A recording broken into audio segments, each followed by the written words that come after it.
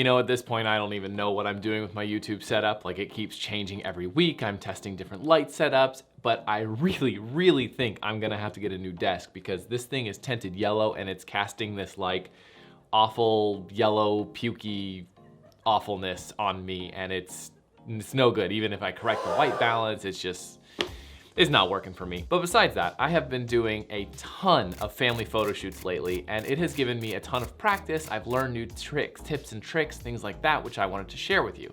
Now, by all means, these are the things that I have found that work really well. So if I miss something, or if you know one, please, I'm always learning. That's one thing I love about photography, and I will gladly accept your suggestions and tips and tricks as well. Just comment them below.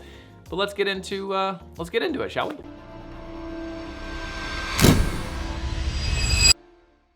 What's up guys, my name is Will Simpson. Welcome back to the channel. It's always good to see you. If you are new here, we go over everything that is photography, and today we're talking about tips and tricks for a successful family photo shoot. So the first tip, which is probably really super self-explanatory and you've probably already know this, but plan for the light. Plan your family shoots for when the lighting is the best, because if you plan a family shoot high noon, 2, 3, 4 o'clock sometimes, you're gonna get really harsh shadows and harsh light. And when you're shooting a family, especially a large family, you're gonna really wanna make sure that you have even lighting across the boards, because if you have one family member who's lit well and then another one who has a harsh shadow, it's just gonna look really bad and you're not gonna get good photos that way. Now, a couple apps that I use to kind of plan the light correctly for the day is Photo Pills, which allows you to look at a certain day and actually find when the light and the sun is setting and golden hour and all that. Also, I use the Apple Weather app all the time because it tells me when sunset is, so you can kind of guess like the hour prior to sunset is gonna be really nice. It's just an easy way to kind of plan for the light. But that's the first tip. Super simple tip, and wanted to get it out of the way quickly because it's the most obvious. Now, tip number 2, we roll into if you have to shoot in harsh light or non-optimum lighting conditions, and that's look for shade. So let's say you're shooting outside on a beach and it's just bright sunny day. Well, a lot of times there are trees or bushes or something like that you can have your clients sit in the shade. You can find somewhere where there's a canopy and you can shoot in the shade. There's many different options, but look for the shade. Now, let's say there happens to be no shade. Well, position the family with the sun at their back. Now, this is a little bit more difficult because what you're gonna do is if you're shooting directly into the sun, you're gonna get a lot of sun flares and they're not gonna look good. So shoot at a slight angle. Like if I'm facing directly at you and you're the sun, shoot like this. So shoot this way. That way you don't get that sun flare peeking into the sun. The other thing you can do is you can position yourself to where they are blocking the sun. Like position one of their heads or bodies behind the sun, shoot at a lower angle, and you can kind of shoot up at them.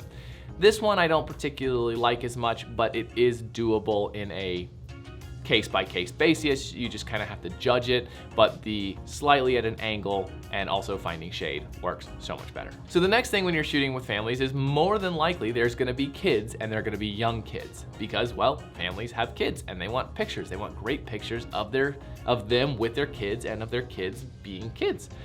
But kids can be unruly and kids can be a pain in the butt sometimes. However, there are ways to deal with them and to get them to take really good pictures. And one of those ways is to let them play. Now you might think, well, if they're playing, they're not taking good photos, they're not standing there smiling. Well, kids don't want to stand there and smile. They want to play. You remember being a kid, how often did you want to stand there and take a picture? So you compromise with them. You take a few photos and then you let them run around, let them play, interact with them, actually like play with them, and then take a few more photos.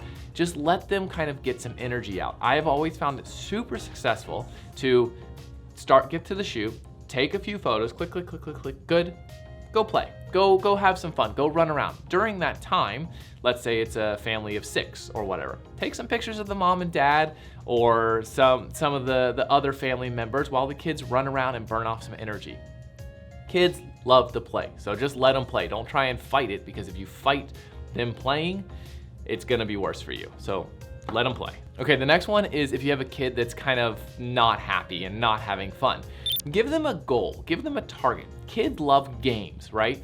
So For example, this last shoot I did, this one kid was, and this family was awesome. They were super patient and they just had a good time. But this one kid was just, he got tired of taking photos. He just did not want to take it, and we were doing this massive family picture and we just needed a couple more shots and we just wanted to nail it out, but he was like not having it. He was like, no, I'm good. Like squirming, yelling, upset, all this stuff. It was done.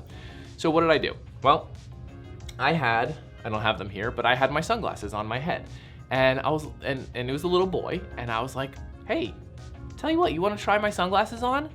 And he's like, yeah. So I let him hold them while the family was posed. I let him hold the sunglasses. So I said to him, tell you what, if you want to wear my sunglasses, totally fine. Let's take a really good picture. Can I get you to agree to just smile really big for me one time? Obviously, I was using high-speed shutter, and that's a tip we'll get to in a little bit. But take one really good picture and I'll let you wear my sunglasses. And he was like all about it. He was like, yes, I would love to wear your sunglasses. At this point, I had kind of gotten a rapport with him. I had played with him a little bit and just kind of got him more comfortable with me.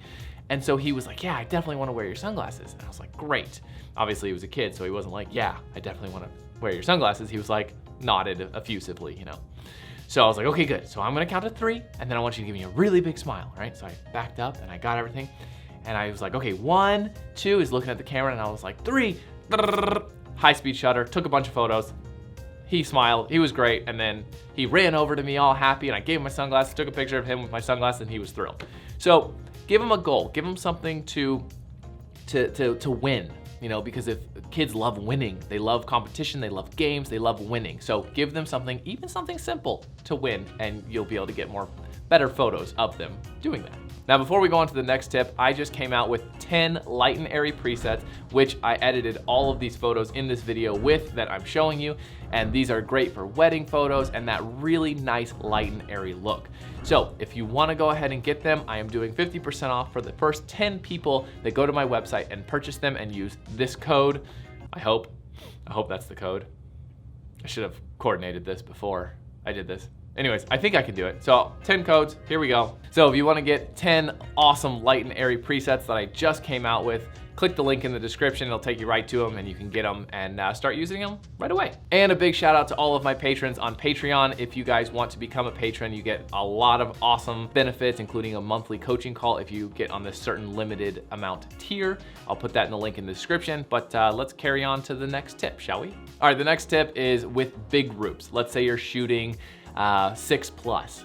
Well, there's only so many 6+ big family pictures you can do. Let's say you're shooting for an hour. So break them up. Let's say you have grandma and grandpa, mom and dad, another mom and dad, and then 1 kid each or 2 kids each. So you shoot a few of grandma and grandpa, then you shoot a few of mom and dad 1 and mom and dad 2, and in the same time you're letting the kids kind of play over here. That way you always have parents or someone looking out for the kids while you're getting these other great photos.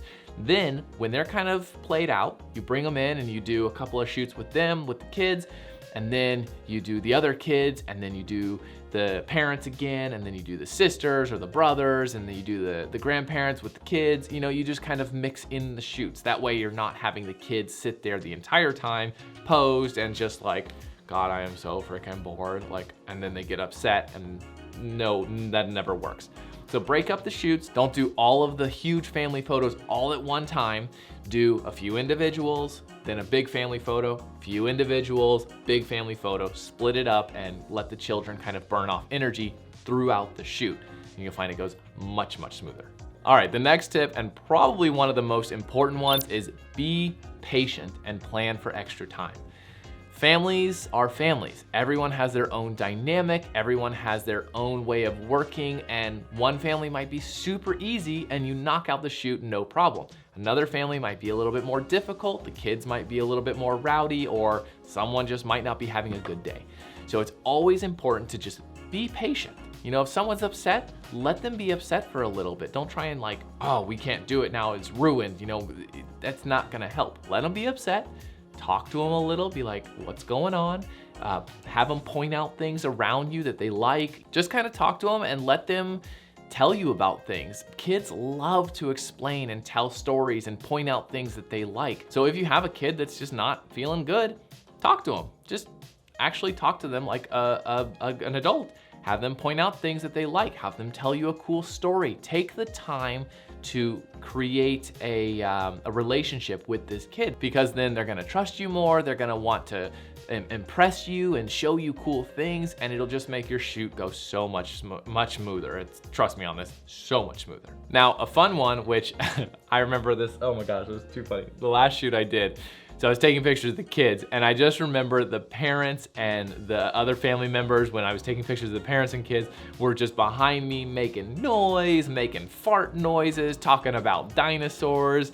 It was the funniest thing, just making these loud chirps, and just the kids were loving it. They were laughing and smiling and carrying on.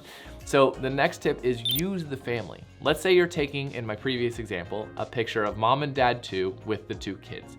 Have grandma and grandpa behind you making faces and laughing and carrying along and getting the kids involved and laughing. That way you can just nail the shots and get those really good pictures, because it does get kind of difficult if you're taking pictures and trying to make them laugh at the same time. By all means, you can do it, and you should definitely try. But if you have help and someone that the kid is really, really comfortable with, it'll make them laugh and smile. Who cares what everybody else thinks? You're there to get a picture. You're there to do a job and do it well.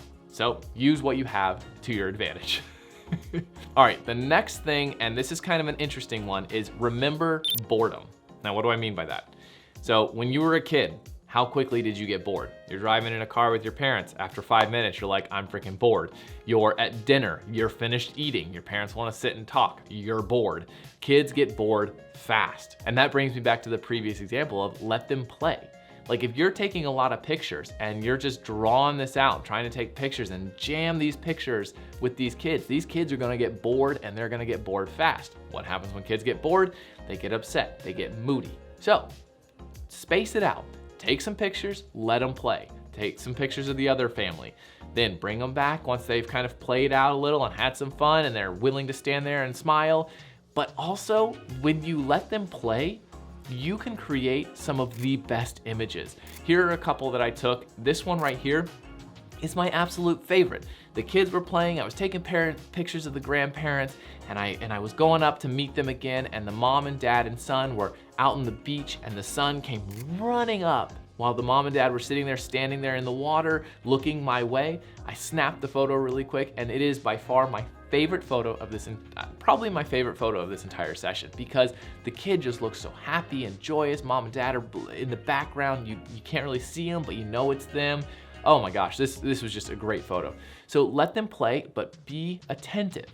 Like always have your senses away. If you're taking pictures here and the kids are playing behind you, be aware of that. Because let's say you're taking pictures, you pause, look over, they're doing something amazing, swing over, take a picture there, because you don't want to miss these, because when they're playing, it's when the most joy and fun, and you can get some amazing shots with that. So just always be aware, and remember, kids get bored quick. All right, the next one is very simple. Use a fast shutter because you want to freeze that motion. Kids move fast. If you're using a slow shutter, your photos are going to get blurry. You don't want that. And use high speed shutter so you can slam down that shutter and take tons of photos, because you're going to get those smiles, but they're going to come intermittent other emotions and other faces.